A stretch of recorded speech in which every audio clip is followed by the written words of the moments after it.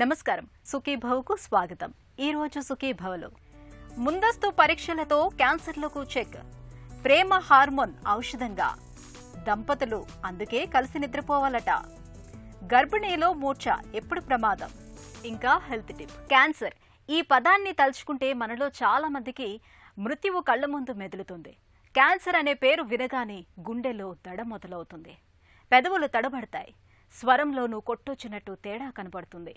Cancer అంటే ప్రాణాంతకం అన్న నమ్మకమే ఇందుకు కారణం. అయితే క్యాన్సర్ అది ఏదైనా ఉన్నట్లుండి ఊడిపడదు. క్యాన్సర్ మనలో పాగా వేసే క్రమంలో ఎన్నో అనుమానిత లక్షణాలు కనిపిస్తాయి.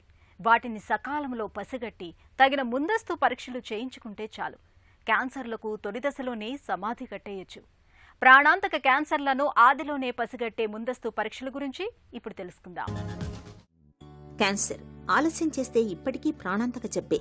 ఒకసారి క్యాన్సర్ బారిన పడితే సర్జరీనో లేదంటే కీమోథెరపీనో, అదీ కాదంటే రేడియేషన్ చికిత్సనో తీసుకోవాల్సి ఉంటుంది. క్యాన్సర్ ఎంత ప్రమాదకరమో క్యాన్సర్లకు వాడే చికిత్సలు కూడా అంతే ప్రమాదకరంగా ఉంటాయనే అభిప్రాయం కూడా లేకపోలేదు. పైగా క్యాన్సర్లు అంత తొందరగా లొంగే రకం కాదు, కాబట్టి చికిత్సలు కూడా దీర్ఘకాలం పాటు తీసుకోవాల్సి వస్తుంది. ఈ రకమైన సుదీర్ఘ చికిత్సల వల్ల మనిషి నీరసించిపోవడమే కాకుండా ఆర్థికపరమైన భారం కూడా మనిషిని కుంగతీస్తుంది. అందుకే క్యాన్సర్లు వచ్చాక చికిత్స తీసుకోవడం కన్నా వాటిని తొలి దశలో గుర్తించి జాగ్రత్త పడడం ఎంతో ఉత్తమం. ముఖ్యంగా గొంతు క్యాన్సర్, గర్భసంచి ముఖద్వార క్యాన్సర్, రొమ్ము క్యాన్సర్, ఊపిరితిత్తుల క్యాన్సర్, ప్రోస్టేట్ క్యాన్సర్లు మన దగ్గర ఎక్కువ కాబట్టి ఈ క్యాన్సర్లను తొలి దశలో పసిగట్టి జాగ్రత్త పడితే ఆ మహమ్మారి నుండి సులభంగా బయటపడొచ్చు. క్యాన్సర్ అనేది ఎందుకు ప్రాణాంతకం సంభవిస్తుందంటే, చిన్నపాటి పొడిపాటి దగ్గున్నా కానీ లేదంటే కడుపులో చిన్నగా మంటున్నా కానీ మనం వెంటనే వెళ్ళి డాక్టర్ చూపించుకోవడం అనేది జనరల్గా ఎవరు చెయ్యరు. కాబట్టి ఏంటంటే కనుక ఆ లోపల ఉన్న కణితి గడ్డ అనేది కొద్దిగా బాగా పెరిగి ముదిరినా కానీ లేదంటే ఆ చుట్టుపక్కల ఉన్న గ్రంథులకి పాకి లేదంటే చుట్టుపక్కల అవయవాలకు పాకి ఆ లక్షణాలు అనేవి బాగా తీవ్రంగా వస్తే కానీ మనం డాక్టర్ దగ్గరికి వెళ్ళి చూపించుకోవటం అనేది డిలే అవుతూ ఉంది, ఆలస్యం అవుతూ ఉంది. దీనివల్ల క్యాన్సర్లు అనేవి మనం ప్రాణాంతకం కింద ఒక 20 నుండి 30% క్యాన్సర్లు అనేవి మనం ప్రాణాంతకంగా సంభవిస్తున్నాయి. అదే చర్మం పైన కానీ ఇక్కడ ఒంటి పైన కానీ పైన మనకు గడ్డలు కనిపిస్తున్నట్లయితే కనుక వెంటనే వెళ్ళి చూపించుకుంటాం దాదాపు ఈ రోజుల్లో. ఒకవేళ లోపల శరీరం లోపల గడ్డలు ఉన్నట్లయితే కనుక మనకి కనిపించవు, అవి చిన్నగా ఉన్నప్పుడు లక్షణాలు కూడా ఉండవు. కాబట్టి మనకి అది బాగా పెరిగేంత వరకు మనకి ఎటువంటి లక్షణాలు ఉండవు. కాబట్టి అలాంటప్పుడు మనం లేట్ స్టేజ్లో మనం ఆ జబ్బును కనుక్కోవడం వల్ల ప్రాణాంతకంగా సంభవిస్తాం. కొన్ని రకాల క్యాన్సర్ని మనం ముందుగానే గుర్తించవచ్చు. వీటినే మనం ఆ స్క్రీనింగ్ పరీక్షలు అంటాం. ఎప్పుడైనా రోగికి ఎటువంటి లక్షణాలు లేనప్పుడు మనం ఒక పరీక్ష చేసి ఆ జబ్బుని కనుక గుర్తించినట్లయితే కనుక ఆ పరీక్షను మనం స్క్రీనింగ్ పరీక్ష అంటాము. ఇక్కడ స్క్రీనింగ్ పరీక్షల గురించి ముఖ్యంగా చెప్పుకోవాల్సినవి 2 ఉన్నాయండి. ఆడవాళ్ళల్లో అతి ముఖ్యంగా మనకి రొమ్ము క్యాన్సర్ అంటే బ్రెస్ట్ క్యాన్సర్ని గుర్తించడానికి చాలా తొలి దశలో, మరియు గర్భాశయ ముఖద్వారపు క్యాన్సర్ అంటే సర్వైకల్ క్యాన్సర్ని గుర్తించడానికి చాలా తొలి దశలో కానీ క్యాన్సర్ ముందు దశలో కానీ మనకి 2 అత్యంత విలువైన పరీక్షలు అనేవి ఉన్నాయండి. ఈ చేయించుకున్నట్లయితే కనుక ఆడవాళ్ళలో క్యాన్సర్ని మనం ముందుగానే గుర్తించవచ్చు. అలాగే మగవాళ్ళలో కూడా మనం నోటి క్యాన్సర్ని కానీ లేదంటే ప్రాస్టేట్ క్యాన్సర్ని కానీ ముందుగానే గుర్తించడానికి మనకి స్క్రీనింగ్ పరీక్షలు అనేవి ఉన్నాయి. ఈ చేసుకున్నట్లయితే కనుక మనం ముందుగానే గుర్తించవచ్చు. క్యాన్సర్లను తొలి దశలో గుర్తించడానికి గాను డాక్టర్లు కొన్ని లక్షణాలను పసిగట్టి జాగ్రత్త పడవచ్చని చెబుతుంటారు. ఎంతకు తగ్గని దగ్గు, స్వరం మారిపోవడం, తగ్గకుండా వేధించే నోట్లో అల్సర్, రొమ్ములో వృషణాలు ఏవైనా గడ్డలు కనిపించడం, మింగడంలో తేడాలు, జీర్ణ సంబంధమైన సమస్యలు, మలమూత్రాల్లో తేడాలు కనిపించడం, దగ్గితే రక్తం పడటం, ఎంతకు తగ్గని తలనొప్పి, కారణం లేకుండా బరువు తగ్గిపోవడం, ఆకలి మందగించడం, ఎముకల్లో తీవ్రమైన నొప్పి అనిపించడం, అదే పనిగా వాంతులవ్వడం, బాగా నీరసంగా అనిపించడం, తగ్గకుండా జ్వరం వస్తూ ఉండటం, ఎక్కువగా ఇన్ఫెక్షన్లు రావడం లాంటి లక్షణాలన్నీ కూడా క్యాన్సర్లలో ప్రాథమిక లక్షణాలుగా కనిపించే అవకాశం ఉంది. ఈ లక్షణాలు ఏవైనా కనిపిస్తే డాక్టర్ని సంప్రదించి తగిన పరీక్షలు చేయించుకొని అవి క్యాన్సర్లో కాదో నిర్ధారణ చేసుకోవటం శ్రేయస్కరం. ఆడవాళ్ళలో బ్రెస్ట్ క్యాన్సర్ని మనం ముందుగానే గుర్తించడానికి 40 సంవత్సరాలు పైబడిన మహిళల్లో మనం ప్రతి 2 సంవత్సరాలకు ఒకసారి మ్యామోగ్రఫీ అంటామండి, సోనో మ్యామోగ్రఫీ. మనకి ఈ పరీక్ష చేసిన ద్వారా రొమ్ములో అతి చిన్నపాటి మనం గడ్డలను కూడా 1 సెంటీమీటర్ కానీ చిన్నపాటి గడ్డలను కూడా మనం ముందుగానే అది ప్రమాదకరమైన క్యాన్సరా లేదా అనేది మనం గుర్తించగలిగే అవకాశం ఉంటుంది. ఆ సోనో మ్యామోగ్రఫీ పరీక్ష చేసిన తర్వాత మనకి బైరాడ్ స్కోర్ అని ఇస్తారండి. దాన్ని బట్టి అది ఏమైనా ముప్పు ఉందా లేదా అనేది కూడా తెలుస్తూ ఉంటుంది. దాదాపు 40 సంవత్సరాల నుంచి 65-70 సంవత్సరాల వరకు కూడా మనం మహిళల్లో ప్రతి 2 సంవత్సరాలకు ఒకసారి మనం సోనో మ్యామోగ్రఫీ అనేది పరీక్ష చేసుకోవచ్చు. అదే సర్వైకల్ క్యాన్సర్కి వచ్చినట్లయితే కనుక 30 సంవత్సరాలు పైబడిన మహిళల్లో మనం ప్రతి 3 సంవత్సరాలకు ఒకసారి మనకి ప్యాప్స్మియర్ అంటామండి. అది చిన్నపాటి పరీక్ష, తేలికపాటి పరీక్ష. దాంతోపాటు హెచ్పివి టెస్టింగ్, ఎందుకంటే హ్యూమన్ ప్యాపిలోమా వైరస్ అనేది మనకి సర్వైకల్ క్యాన్సర్ యొక్క ముఖ్య కారణం. కాబట్టి ఆ ప్యాప్స్మియర్ మరియు హెచ్పివి టెస్టింగ్ మనం చేసుకున్నట్లయితే కనుక ఈ సర్వైకల్ క్యాన్సర్ని చాలా ముందు దశలో కానీ, లేదంటే క్యాన్సర్ ముందు దశ కానీ తొలి దశలో కానీ మనం గుర్తించగలిగే అవకాశం ఉంటుంది. అదే మగవాళ్ళకి వచ్చేటప్పటికి మనకేంటంటే కనుక 60 సంవత్సరాలు పైబడిన వాళ్ళలో మనకేంటంటే ఈ ప్రాస్టేట్ గ్రంథి పెరిగి కొంతమందిలో క్యాన్సర్ కింద మారే అవకాశం ఉంది. కాబట్టి సీరం పిఎస్ఏ అంటామండి, ప్రాస్టేట్ స్పెసిఫిక్ యాంటిజెన్. ఇది యొక్క తేలికపాటి రక్త పరీక్ష. మనం ఈ పరీక్ష చేసుకుని మనకి ఆ పిఎస్ఏ ఏమైనా ఎక్కువగా ఉందా, ప్రాస్టేట్ గ్రంథిలో ఏమైనా మార్పులు ఉన్నాయా అనేది కూడా మనం తెలుసుకోగలిగే అవకాశం ఉంటుంది. ఇంకొకటి ఏంటంటే ఓరల్ క్యావిటీ ఎగ్జామినేషన్. ఎందుకంటే మన దేశంలో పొగాకు యొక్క వినియోగం అనేది చాలా ఎక్కువగా ఉంది. ఆ పొగాకు యొక్క వినియోగం అనేది ఏ రూపంలో అయినా కానీ నవలే అలవాటు అంటే తంబాకు, జరదా ఈ కావచ్చు, లేదంటే మనకి స్మోక్డ్ టొబాకో అంటే కనుక సిగరెట్ కానీ, బీడీ కానీ ఇవి కూడా. సో పొగాకు యొక్క వినియోగం ఏ రూపంలో ఉన్నా కానీ నోటి క్యాన్సర్ యొక్క ప్రమాదం ఎక్కువగా ఉండే అవకాశం ఉంటుంది. కాబట్టి ఈ అలవాటు ఉన్న వాళ్ళలో మనం ఓరల్ క్యావిటీ ఎగ్జామినేషన్ ద్వారా ఏమైనా చిన్నపాటి గడ్డలు ఉన్నా కానీ మనం ముందుగానే గుర్తించవచ్చు. లేదంటే ప్రీ క్యాన్సరస్ లీజన్స్ అంటే లుకోప్లేకియా, ఎరిథ్రోప్లేకియా, లైకెన్ ప్లానస్ ఇవన్నీ ఉంటాయి. ఇవి కూడా మనం ఆ దశలో గుర్తించినట్లయితే కనుక దాని యొక్క వైద్యం చేసుకుని పేషెంట్కి మనం సెసేషన్, టొబాకో సెసేషన్ కూడా మనం ఎంకరేజ్ చేయగలిగే అవకాశం ఉంటుంది. మ్యామోగ్రామ్ ద్వారా రొమ్ము క్యాన్సర్లను, పాప్స్మియర్ పరీక్ష ద్వారా గర్భసంచి ముఖద్వార క్యాన్సర్లను, సిటీ స్కాన్ ద్వారా ఊపిరితిత్తుల క్యాన్సర్లను, ఎండోస్కోపీ, కొలనోస్కోపీల ద్వారా పొట్టలో వచ్చే క్యాన్సర్లను, పిఎన్ఏ పరీక్ష ద్వారా ప్రోస్టేట్ క్యాన్సర్ను, చర్మంపై కనిపించే రకరకాల మచ్చల తీరుతెన్నులను పరిశీలించడం ద్వారా చర్మ క్యాన్సర్లను, అల్సర్లను పరిశీలించడం ద్వారా నోటిలో, గొంతులో వచ్చే క్యాన్సర్లను తొలి దశలోనే గుర్తించవచ్చు. క్యాన్సర్లను తొలి దశలో గుర్తిస్తే చికిత్స చేయడం, వాటిని నయం చేయడం సులభతరమవుతుంది. తప్పనిసరిగా కొన్ని రకాల క్యాన్సర్ని మనం ముందుగానే లక్షణాలు లేనప్పుడు గుర్తించవచ్చు. అవి ఏంటంటే వాటిని స్క్రీనింగ్ పరీక్షలు అంటాం. ఆ స్క్రీనింగ్ పరీక్షలు 40 సంవత్సరాలు పైబడిన ప్రతి మహిళల్లో కంపల్సరీగా సోనో మ్యామోగ్రఫీ అనేది మనం చేసుకోవాలి. 30 సంవత్సరాలు పైబడిన మహిళల్లో తప్పనిసరిగా మనం ఈ ప్యాప్స్మియర్, హెచ్పివి టెస్టింగ్ చేసుకోవాలి. ఎందుకంటే మహిళల్లో రొమ్ము క్యాన్సరు, సర్వైకల్ క్యాన్సరే అతి ఎక్కువగా కనిపిస్తున్న క్యాన్సరు. వీటిని మనం ముందుగా గుర్తించినట్లయితే కనుక మనం పూర్తిగా నయం చేసుకోవచ్చు. అలాగే పురుషుల్లో కూడా మనం ఈ ప్రాస్టేట్ క్యాన్సర్ కానీ, లేదంటే మిగతా వాళ్ళకి కానీ మనం ముందుగా ఎగ్జామిన్ చేసుకున్నట్లయితే ముందుగా గుర్తించుకోవచ్చు. తప్పనిసరిగా మన ఆరోగ్యం మన చేతుల్లోనే ఉంటుందండి. క్యాన్సర్ అనే దానికి భయపడక్కర్లేదు. మిగతా జబ్బుల్లాగే ఎలాగైతే గుండెపోటు, రక్తపోటు, లేదంటే మనకి మధుమేహం వ్యాధులు ఉన్నాయి, ఇది కూడా మనం మారుతున్న ఆహారపు శైలిని, జీవన శైలిని బట్టి కూడా ఈ పెరుగుతూనే ఉన్నాయి. వీటిని మనం ముందుగా గుర్తిస్తే పూర్తిగా నయం చేసుకోవచ్చు. వైద్యం చేసుకొని కంగారు పడాల్సిన అవసరం లేదు. మన శరీరంలో ఏదైనా అనారోగ్యం తలెత్తినప్పుడు ఆ జబ్బు తాలూకు సంకేతాల్ని మన శరీరం కొన్ని లక్షణాల రూపంలో మనకు తెలియచేస్తుంది. వాటిని సకాలంలో గుర్తించి తగిన జాగ్రత్తలు తీసుకుంటే దీర్ఘకాలిక జబ్బుల బారిన పడకుండా మనల్ని మనం కాపాడుకున్నట్లే. ప్రమాదకరమైన క్యాన్సర్ల లక్షణాలను మనం సులువుగా గుర్తించేందుకు ఆంగ్ల పదం కాషన్ బాగా ఉపయోగపడుతోంది. ఇందులోని ఒక్కొక్క అక్షరం ఒక్కొక్క లక్షణాన్ని సూచిస్తుంది. మలమూత్రాదుల్లో అకస్మాత్తుగా ఏవైనా మార్పులు కనిపిస్తున్నా, తరచూ జ్వరం వచ్చిపోతున్నా, దగ్గు విడవకుండా పీడిస్తున్నా, క్రమంగా బరువు తగ్గిపోతున్నా, చర్మంపై పుండ్లు ఎంతకీ మానకున్నా, పొట్టలో బాధలు మొండిగా వేధిస్తున్నప్పుడు ఆలస్యం చేయకుండా క్యాన్సర్ స్క్రీనింగ్ పరీక్షల్ని చేయించుకోవటం మేలు. హెల్త్ న్యూస్ మీకోసం. ఆక్సిటోసిన్ హార్మోన్, దీన్నే లవ్ హార్మోన్ అని కూడా పిలుస్తారు. ఒక్క ప్రేమే కాదు, మనలో సున్నితమైన భావోద్వేగాలకి ఈ హార్మోనే కారణం. బిడ్డ పాలు తాగేటప్పుడు తల్లిలో ఈ హార్మోన్ ఉత్పత్తి ఎక్కువగా ఉంటుంది. తాజా అధ్యయనం ఒకటి ఆక్సిటోసిన్ రసాయనానికి మతిమరుపును తగ్గించే శక్తి ఉందని, నొప్పి నివారణగానూ పనిచేస్తుందని పేర్కొంటోంది. టోక్యో, ఫ్లోరిడా యూనివర్సిటీకి చెందిన శాస్త్రవేత్తలు ఆక్సిటోసిన్ హార్మోన్పై చాలా కాలంగా పరిశోధనలు చేస్తున్నారు. మెదడులో స్రవించే ఆక్సిటోసిన్ అక్కడి న్యూరాన్స్ ని చైతన్యవంతం చేసి చెరిగిపోయిన జ్ఞాపకాలని మళ్లీ తీసుకురావటం పరిశోధకులు గమనించారు. అలా ఈ లవ్ హార్మోన్ డెమెన్షియా, అల్జీమర్స్ వంటి వ్యాధులకు చక్కని ఔషధంలా పనిచేస్తుందని చెబుతున్నారు శాస్త్రవేత్తలు. అంతేకాదు, పెయిన్ కిల్లర్స్ కి ప్రత్యామ్నాయంగా కూడా ఈ హార్మోన్ను ఉపయోగించవచ్చని చెబుతున్నారు.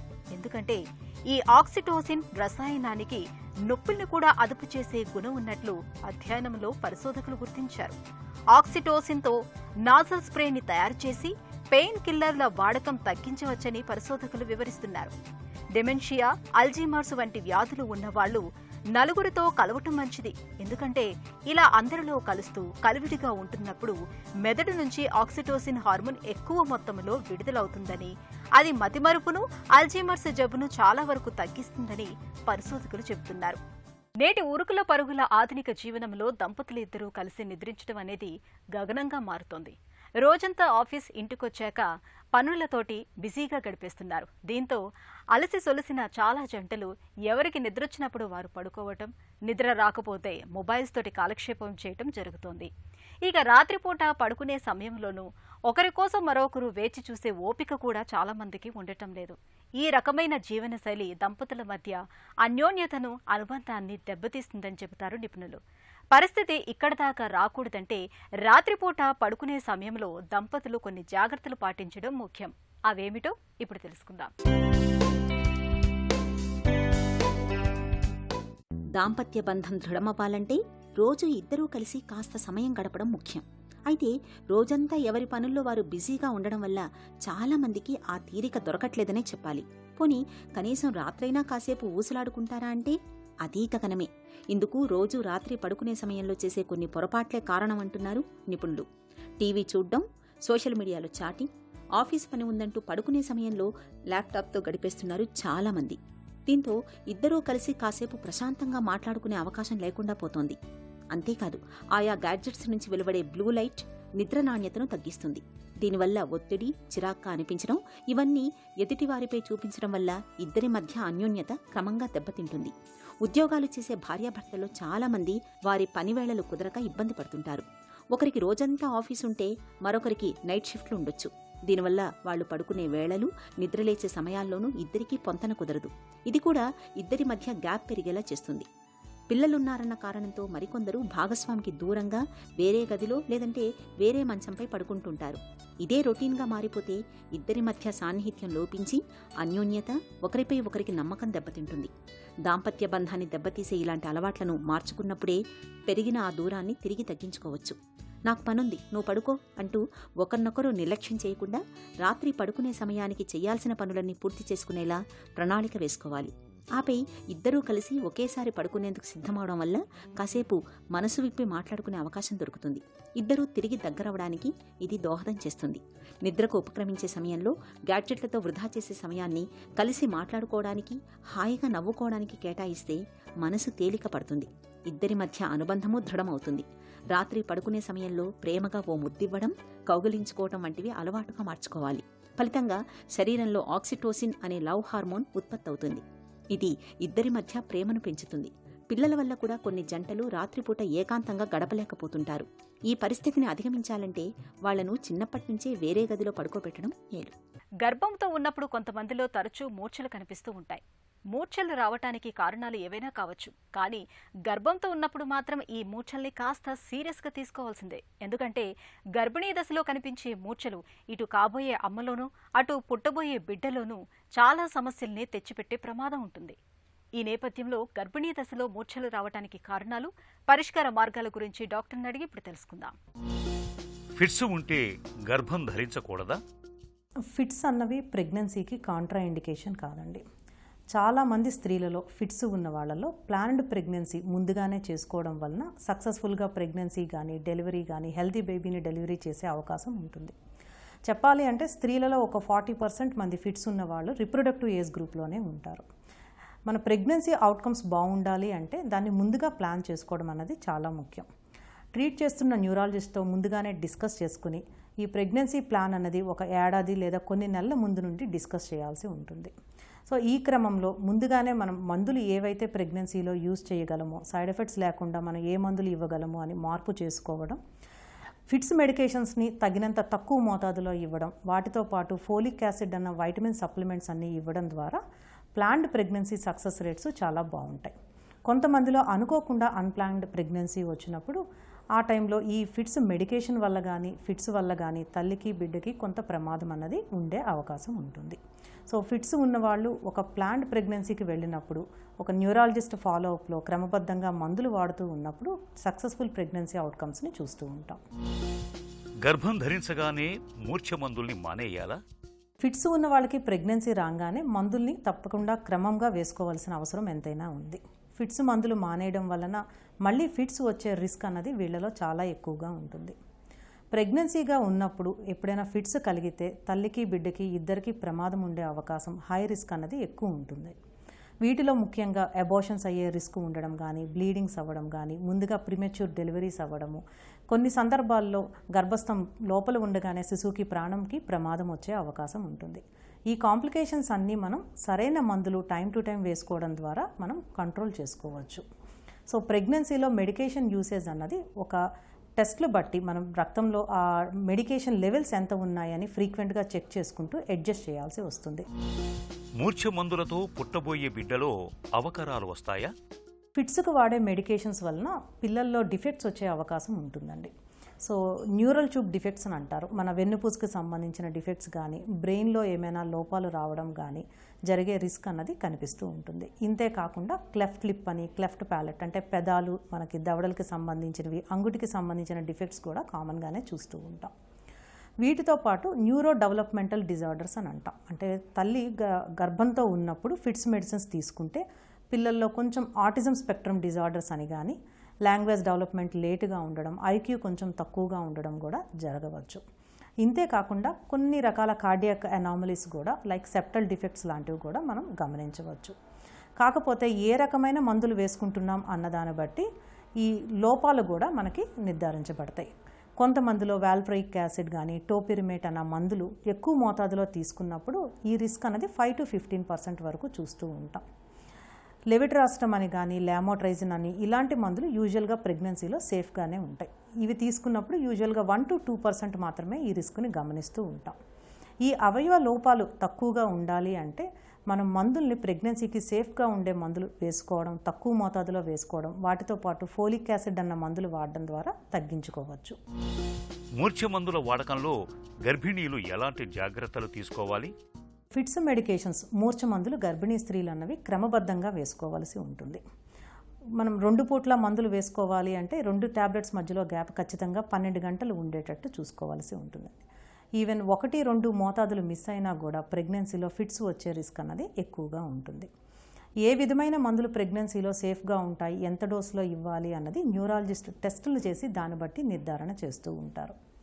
ప్రెగ్నెన్సీలో వేసుకునే ట్యాబ్లెట్ మోతాదులు సడన్గా డౌన్ అవ్వడం, అప్ అవ్వడం జరిగే అవకాశం ఉంటుంది. వాటి కోసమని బ్లడ్ టెస్టుల ద్వారా రక్తంలో ఆ ఫిట్స్ మందు లెవెల్స్ ఎంత ఉన్నాయి అని ఫ్రీక్వెంట్గా చెక్ చేసుకుంటూ వాటి ద్వారా మనం డోసెస్ని నిర్ధారించడం జరుగుతూ ఉంటుంది. ప్రెగ్నెన్సీలో ఒకవేళ ఫిట్స్ కాకుండా ఇంకేమైనా కాంప్లికేషన్స్ లైక్ షుగర్ కానీ, బీపీ కానీ, ఇతర ప్రాబ్లమ్స్ ఉన్నప్పుడు వాటిని మరింత స్ట్రిక్ట్గా కంట్రోల్ చేసుకోవాల్సిన అవసరం ఎంతైనా ఉంటుంది.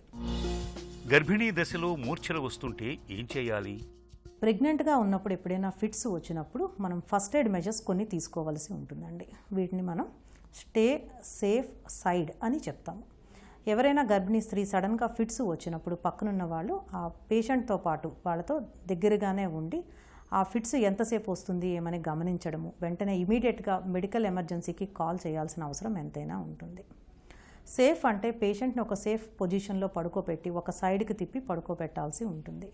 ఆ కాళ్ళు చేతులు కొట్టుకునే క్రమంలో ఏమైనా దెబ్బలు తగిలి ఇంజరీస్ అయ్యే అవకాశం ఉంటే ఆ వస్తువులన్నింటినీ దూరంగా పెట్టడము, ఒకవేళ పేషెంట్స్ ఏమైనా కంటికి కళ్ళద్దాలు లాంటివి ఉన్నప్పుడు వెంటనే రిమూవ్ చేయడము, మెడ చుట్టూ ఏమైనా టైట్ క్లాత్స్ కానీ, చైన్స్ కానీ అట్లాంటివి ఉంటే వాటిని రిలాక్స్ చేయడం అనేది చాలా ఇంపార్టెంట్. ఈ ఫిట్స్ సాధారణంగా కొన్ని నిమిషాలు మాత్రమే ఉంటుంది. ఆ నిమిషాల తర్వాత పేషెంట్ నెమ్మదిగా స్పృహలోకి వస్తారు. ఫిట్స్ వచ్చినప్పుడు గట్టిగా కాళ్ళు చేతులు పట్టుకోవడము, కదలికలు రాకుండా ఆపడం లాంటి ప్రయత్నాలు చేయకూడదు. అదేవిధంగా నోట్లో ఏమైనా గుడ్డలు పెట్టడం కానీ, చేతులు పెట్టడం కూడా మనం ప్రమాదకరం, అలాంటివి చేయరాదు. కొంతమంది మనకి ఫిట్స్ వచ్చినప్పుడు నోట్లో నీళ్లు పోయడానికి, గ్లూకోజ్ వాటర్ కానీ ఏదైనా టాబ్లెట్స్ ఇవ్వడానికి ప్రయత్నిస్తూ ఉంటారు. ఇది పేషెంట్కి చాలా ప్రమాదకరం. అలాంటివి ఇచ్చినప్పుడు లంగ్స్లోకి వెళ్ళి యాస్పిరేట్ అయ్యే రిస్క్ అన్నది ఎక్కువగా ఉంటుంది. పేషెంట్ పూర్తిగా స్పృహలోకి వచ్చేంత వరకు నోటి ద్వారా ఏమీ ఇవ్వకుండా ఉండడం మంచిది. మూర్ఛ వ్యాధి ఉన్నప్పుడు గర్భిణీలు ఎలాంటి జాగ్రత్తలు తీసుకోవాలి?